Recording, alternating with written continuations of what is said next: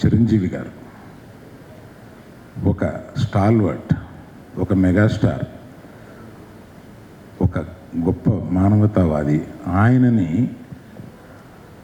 ఒక అల్లుడుగా పొందగలిగింది ఆవిడ. అల్లుడుగా ఆయనకి ఆమెకి ఉండే సంబంధం కూడా నేను మళ్ళీ చివరిలో చెప్తాను. అటువంటి చిరంజీవి గారు అల్లుడు, తర్వాత ఆమె సొంత మనవళ్ళు,